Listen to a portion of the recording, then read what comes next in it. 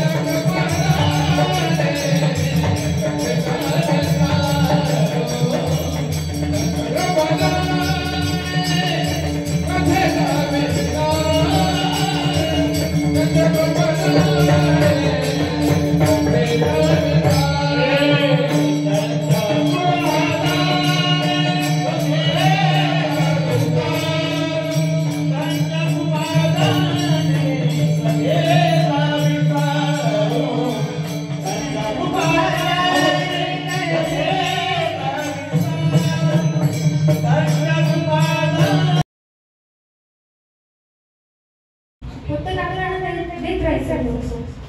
निवडलेला अभंग देवोविकासी असणारे जगद्गुरु जगद्वंदनीय चैतन्य भूषण पाषाण भूषण तथागत असणं सगळे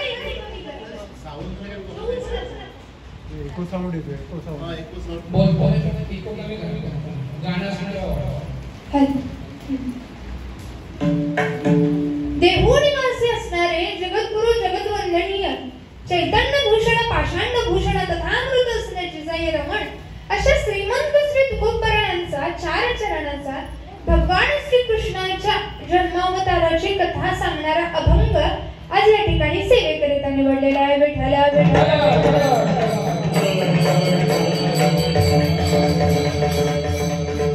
ऐका, तुकाराम महाराज म्हणतात की बाबांनो, कृष्ण गोकुळी जन्माला भगवान श्री कृष्ण परमात्मा जन्माला आले आणि कंसातील जे काही दुष्ट लोक होते त्यांना सळकाप सुटायला लागला. पण हे झालं कशामुळे? होता कृष्णाचा अवतार.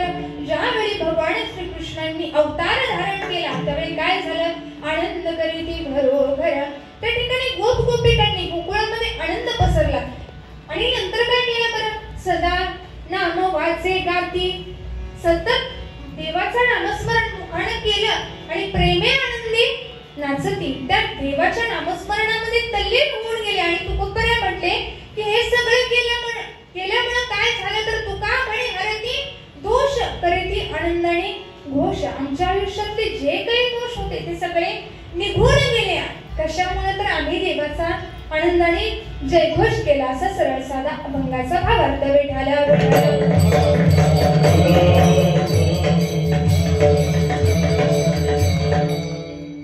परंतु कार्यक्रमाचं आयोजन काय, नियोजन काय हे सांगणं भक्ताचं आद्य कर्तव्य असतं. या नात्यानं मी सांगते, श्री कृष्ण जन्माष्टमी निमित्त हा कीर्तन महोत्सव किंवा एक दिवसीय कीर्तन सोहळा म्हणायला हरकत नाही.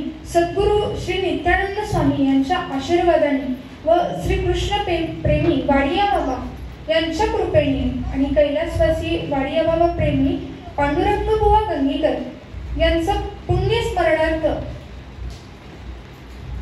हा कीर्तनाचा सोहळा फार सुंदर नियोजन केले.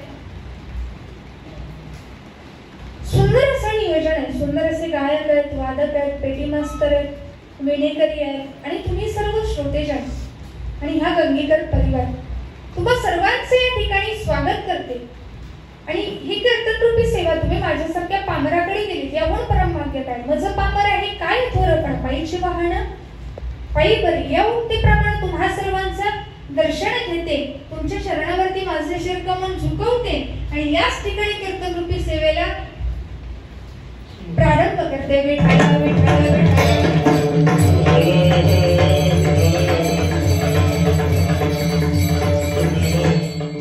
ऐका, तुकाराम महाराज म्हणतात की बाबांनो, श्रवण मध्य अष्टमीला बुधवारी वर्षा ऋतूमध्ये रोहिणी नक्षत्रावर भगवान श्री कृष्ण परमात्मा जन्माला आले.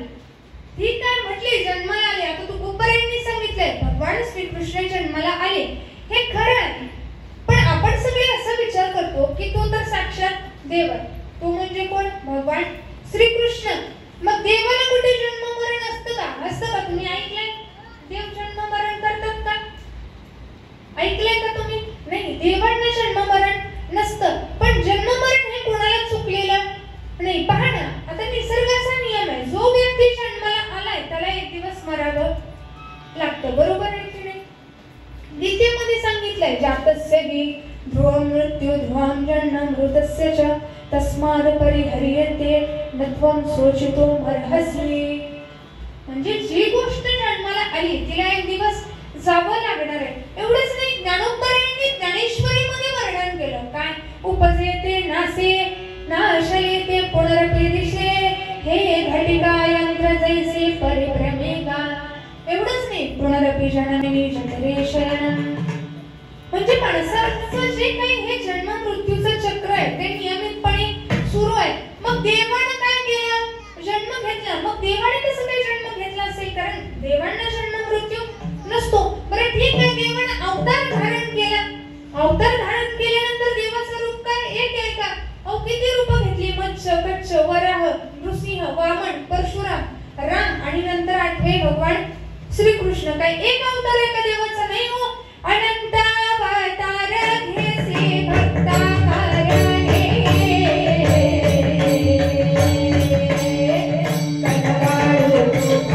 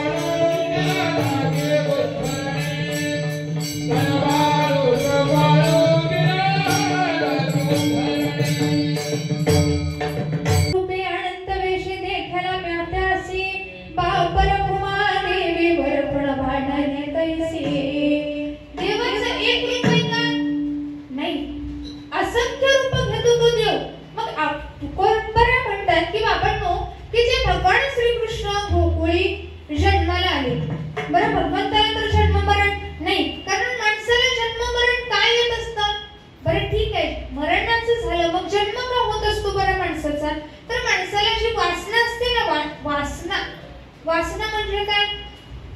इच्छा जी आपली कधीच पूर्ण होत नाही. इच्छा म्हणजे नेमकं असतं काय?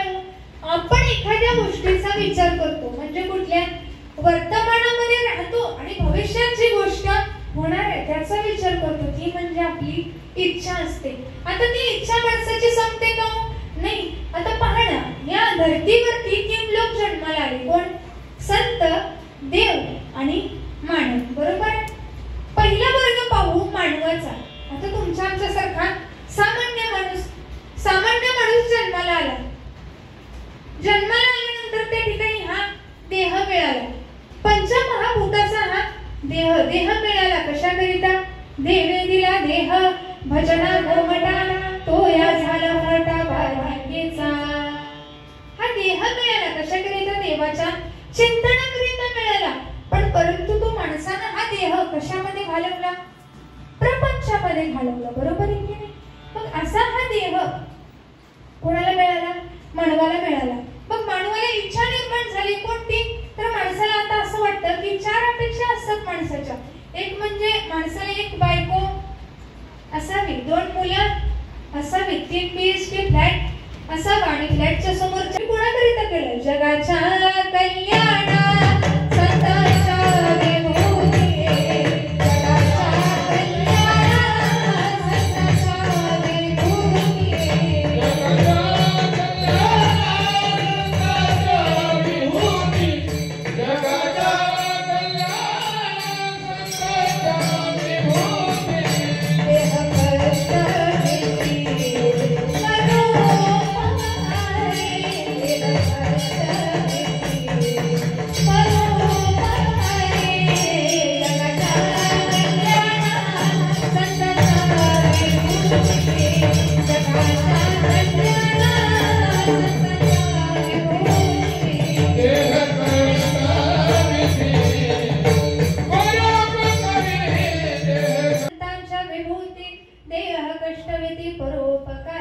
एवढंच नाही हो. आणि वैकुंठवासी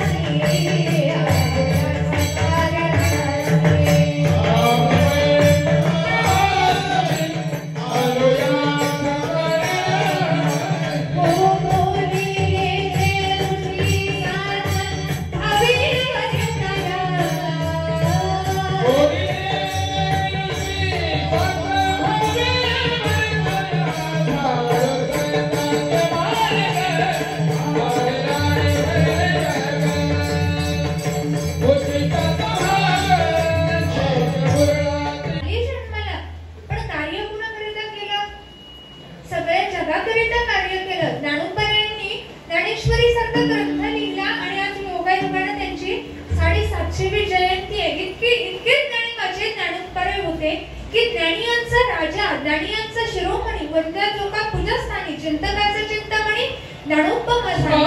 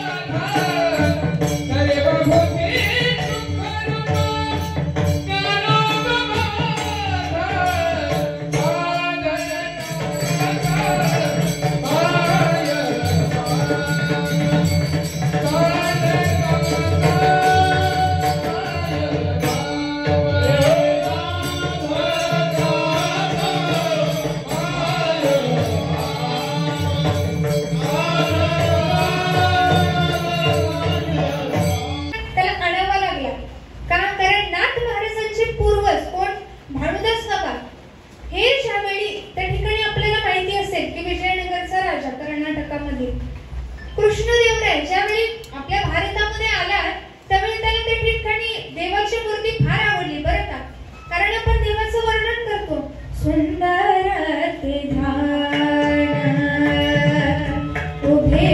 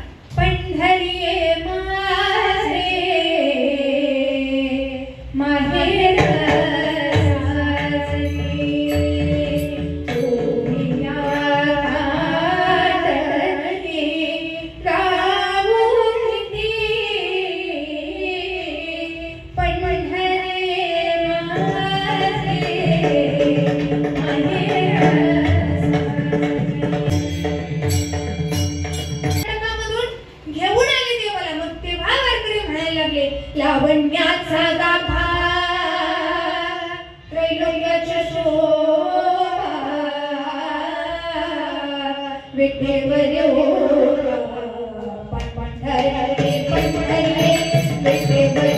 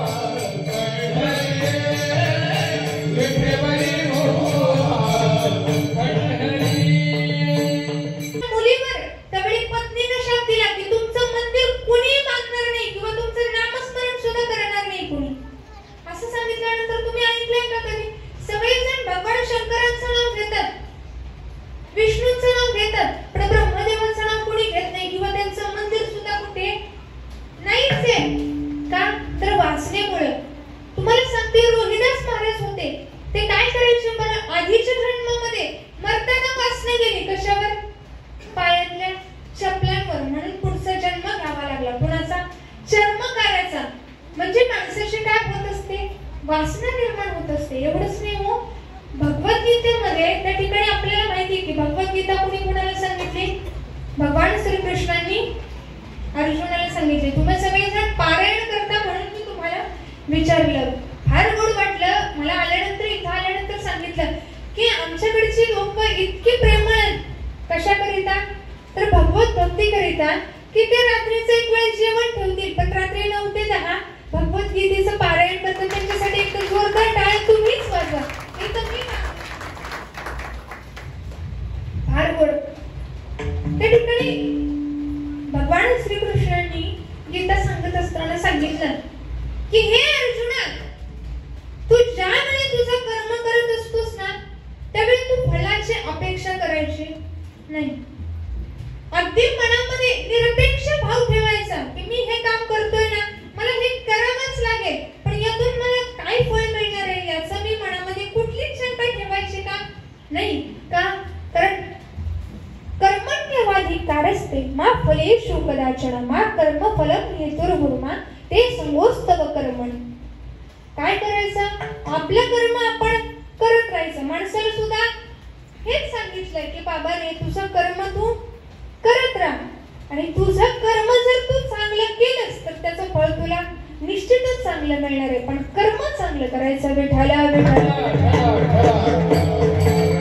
भगवान श्रीकृष्ण जन्माला आले ना, त्याच वेळी त्या ठिकाणी सगळ्या भक्तांवरचे संकट दूर व्हायला लागले. म्हणून त्या ठिकाणी गोकुळामध्ये आनंद साजरा झाला. देवाचे मित्र सुद्धा होते. कोण? नावं होती पेंद्या, सुदामा, वाकड्या, नाही का, अशी बरीचशी वेगळी वेगळी नावं होती. पण त्याचं कार्य किती मोठं आहे पहा ना. त्या ठिकाणी भगवान श्रीकृष्ण, तुकाराम महाराज म्हणतात की भगवान श्रीकृष्णांचा अवतार झाला त्यामुळे आनंद झाला हे खरं आहे. पण आणखी काय सांगितलं तर सदा नाम वाचे गाती. सदा नाम वाचे गाती. वाचे गाती म्हणजे आपली जीभ आहे, तिला आपण काय म्हणतो? वाचा. तर ती वाचा, त्या वाचेनं देवाचं नामस्मरण करा. दुसरं एक प्रमाण आहे, भजन करा गाढवाचे सार्थक होईल जन्माचे. एका ठिकाणी कीर्तनाला गेले आणि असंच प्रमाण घेतलं. म्हटलं भजन करा गाढवाचे. एक जण आला माझ्याकडे आणि म्हटला, ताई अहो तुम्ही एवढं सुंदर कीर्तन केलं, फार सुंदर कीर्तन केलं, पण असं प्रमाण का बरं दिलं? मी म्हटलं माझं काही चुकलं की काय नाही का? मी म्हटलं काय चुकलं? ते म्हटले तुम्ही असं म्हटलं भजन करा गाढवाचे, कीर्तनात गाढवाचे भजन असं कसं काय म्हटलं तुम्ही? हो म्हटलं काका, भजन करा गाढवाचे. गाढवाचे म्हणजे कसं? आपल्याला झोप लागते, माहिती आहे ना कशी झोप लागते? गाढ लागते की नाही? गाढ झोप लागते ना. तशी गाढ झोप म्हणजे गाढ वाचेने, म्हणजे त्या देवाच्या नामस्मरणामध्ये इतकं तल्लीन होऊन जायचं की काय झालं पाहिजे? सार्थक होईल जन्माचे, सार्थक होईल जन्माचे, भजन करा गाढवाचे. भजन करा गाढवाचं नाही व देवाचं, पण कशाने करा? गाढवाचे भजन करा. विठाला विठाला.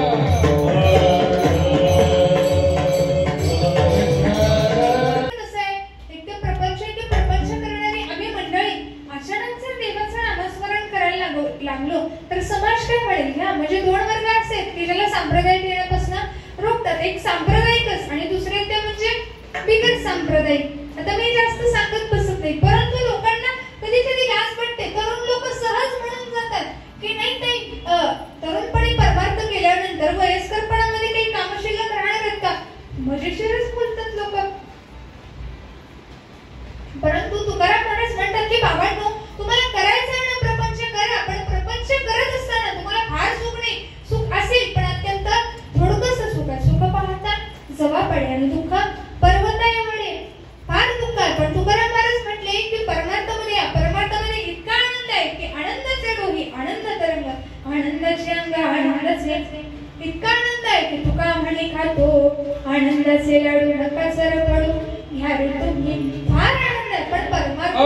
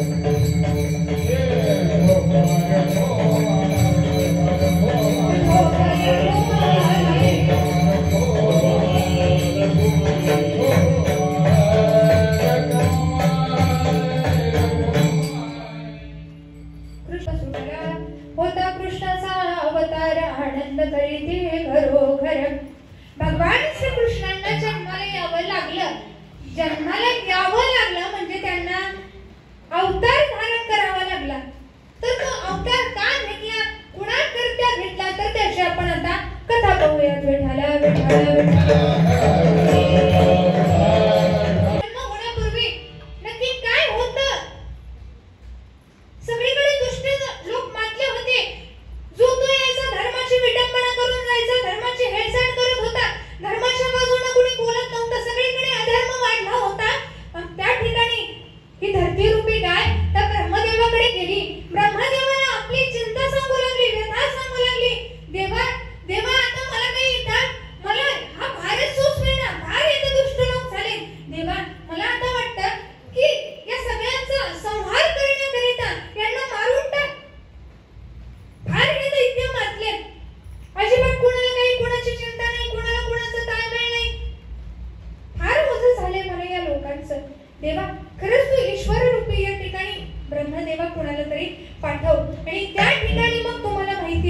वसुदेव आणि देवकी.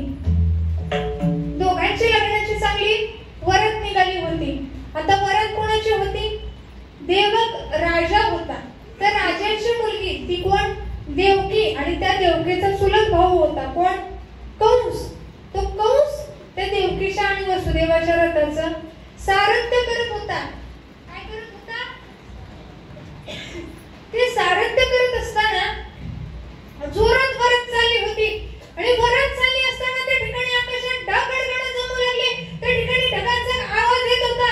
त्या ठिकाणी वीज चमकत होती. भरपूर असा त्या ठिकाणी क्रोध आणि आकाशामध्ये सगळे ढग गोळा झाले आणि आकाशवाणी झाली, एक कंस, एक कंस, अरे ज्या बहिणीच्या रथाचं तू सारथ्य करतोयस ना, त्याच बहिणीचा जन्माला येणार 8वा पुत्र तुझा वध केल्याशिवाय राहणार नाही.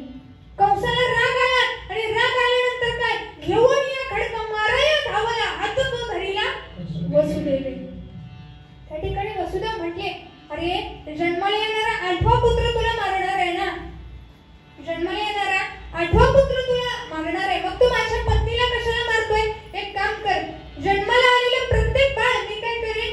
तुझ्या स्वाधीन करेन, परंतु हिला मारू नकोस. नाही मारलं, परंतु बहिणीला आणि त्या ठिकाणी कुणाला? वसुदेवांना ठेवलं. कुठं? तुरुंगवासामध्ये. तुरुंगवासामध्ये ठेवलं. त्या ठिकाणी पहिलं मूल झालं कुणाला? वसुदेव आणि देवकीला पहिलं मूल झालं. कंसाला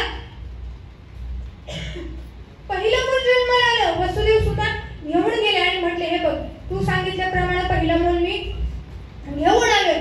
आणि गेले घेऊन त्या ठिकाणी पहिल्या मुलाला घेऊन गेले आणि म्हटले याला मारून टाका. परंतु कंस होता. कंस म्हटला, जाऊ दे, लहानसं लेकरू आहे ते. म्हटले, यानं माझं काय बिघडलंय? येणारा 8वा पुत्र मला मारणार आहे, परंतु पुण्य सारावया भेटे देवर्षी वली बालकाशी ठेवू नये. मग नारद महर्षी आले. अरे म्हटले, अरे तो देव आहे, तू काय साधा आहे का? तो चतुर आहे. चतुर तो शिरोमणी गुणला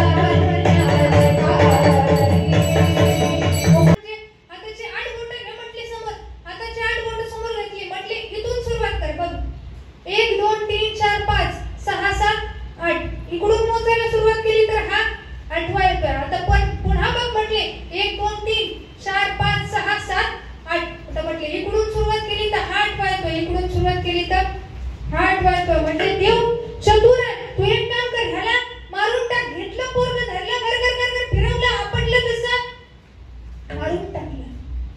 असं झालं. पहिलं मूल मारलं, दुसरं मारलं, तिसरं मारलं, चौथं मारलं, 5वं मारलं, 6वं सुद्धा मारलं. 7वं योग मायेनं त्या ठिकाणी रोहिणीच्या गर्भामध्ये गेलं आणि 8वे भगवान श्रीकृष्ण आता जन्माला येणार आहेत. भगवान श्रीकृष्ण जन्माला येणार आहेत आणि त्या ठिकाणी देवकी मातेला 7वा 8वा महिना लागला होता. या महिन्यामध्ये त्या ठिकाणी देवकी मातेच्या चेहऱ्यावरचं तेज इतकं सुंदर होतं की देवकीचे तेज दिसाय जैसा सूर्य. आणि पाहून कंसाचे हृदय जळत असे. त्या ठिकाणी कंसाला असं वाटायचं की अरे बापरे, त्या ठिकाणी आपण सुद्धा वर्णन करतो, आपण म्हणतो की एखाद्या माय माऊलीला जर मूल जन्माला येणार असलं तर 7व्या 8व्या महिन्यामध्ये त्या माय माऊलीच्या चेहऱ्यावरती जे तेज दिसतं तसंच्या तसंच तेज त्या बाळाच्या चेहऱ्यावर सुद्धा असतं. त्यापेक्षा कित्येक तरी पटीनं त्या ठिकाणी ते बाळ सुंदर दिसत असतं. आणि त्या ठिकाणी त्या देवकी मातेच्या चेहऱ्यावरचं तेज पाहायचं. रोज कंस यायचा आणि पाहायचा. फार सुंदर ती देवकी माता दिसत होती. परंतु त्या ठिकाणी रोहिणीचं नक्षत्र सुरू होतं. बुधवारचा वार होता. अष्टमीचा दिवस होता, श्रवणवती अष्टमीचा. तिथी बुधवारची होती. वर्षा ऋतू होता.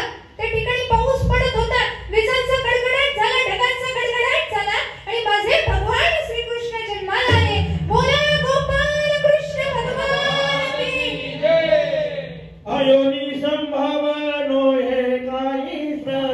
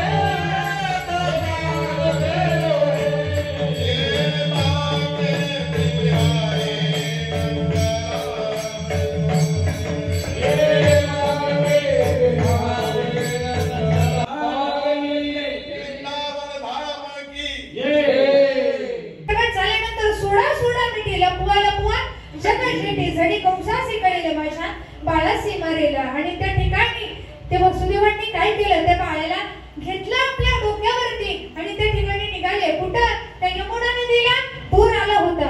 पूर चढला चाट त्यांना बेला पुष्ट, पूर चढला चाट त्यांना बेला पुष्ट.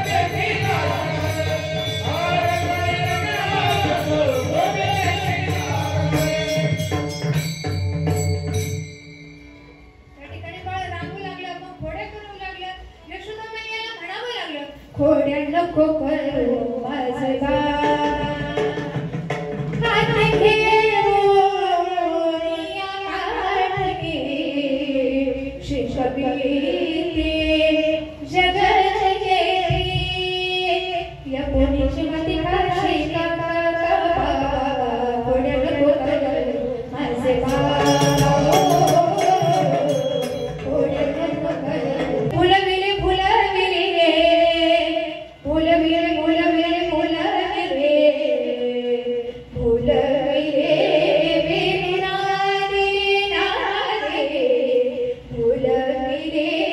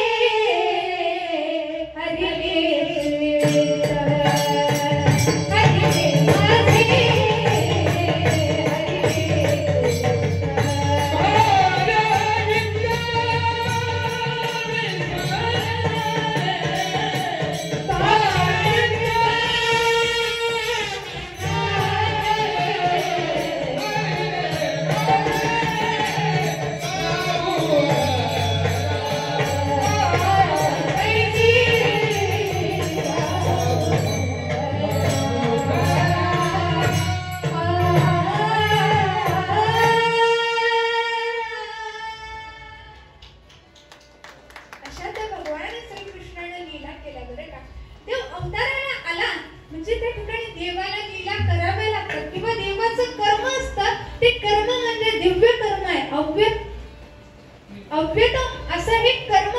आणि त्या कर्माकरिता देवाने जन्म घेतला. देव सुद्धा म्हटला की ज्यावेळी धर्माच्या बाजूने लोक उभे राहणार नाहीत त्यावेळी मी जन्म घेईन. यदा यदा हि धर्मस्य ग्लानिर्भवति भारत, मी जन्माला येईन पण कधी, ज्यावेळी माझ्या धर्मावर संकट येईल त्यावेळी मी जन्म घेईन. असा तो भगवान श्रीकृष्ण परमात्मा गोकुळी जन्मला. गोकुळीच्या सुखा अंत पारण ही लेखा.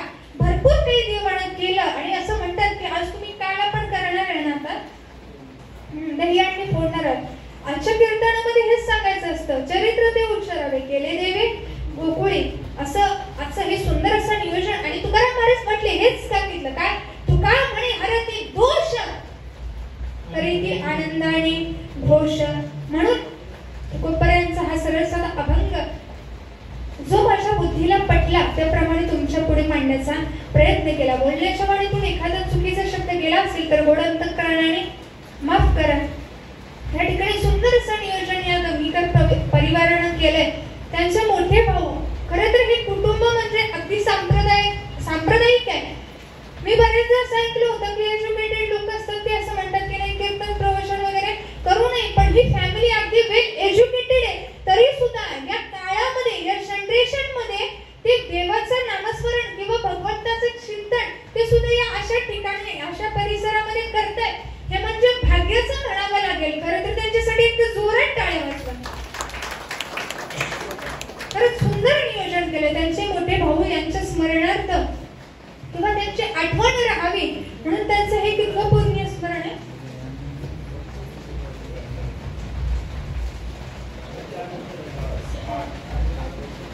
अच्छा, 7वा 8वा पुण्यस्मरण आहे. तर या पुण्यस्मरणानिमित्त त्यांची काहीतरी आठवण म्हणून हा कीर्तन सोहळा दरवर्षी केला जातो.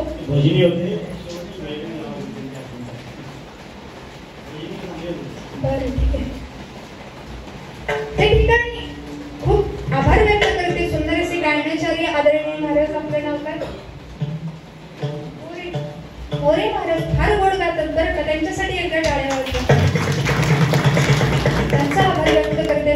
त्या ठिकाणी आदरणीय काका, हा म्हणजे कसं मी नवीन आहे जरा या भागामध्ये त्यामुळे काही जास्त ओळख नाही, पण महाराज घ्यायला आले ते फार गोड गातात. त्यांच्यासाठी एकदा जोरात टाळ्या वाजवा. फार गोड गातात त्या ताई नाही का.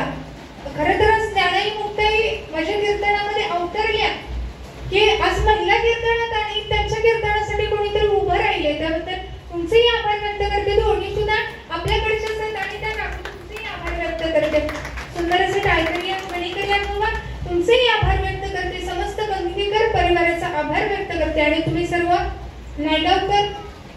नायगावकरच ना, तालुका वसई, जिल्हा पालघर, तुम्हा सर्वांचा आभार व्यक्त करते. माझ्यासोबत आलेले मृदंगाचार्य आदरणीय आदिनाथ दादा, माझा मोठा भाऊ आहे बरं का तो, त्यांचेही आभार व्यक्त करते. दादा आपलं नाव काय? प्रणव भावेस, त्यांचेही आभार व्यक्त करते. फार गोड वाजवतात बरं का. आणि ज्यांच्यामुळे खऱ्या अर्थाने या ठिकाणी सेवेचा योग आला.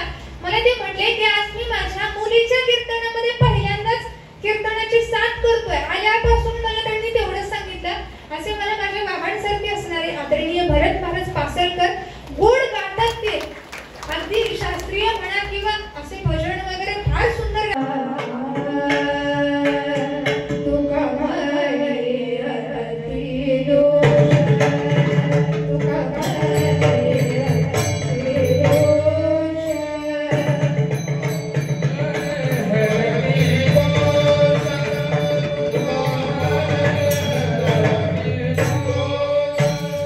करते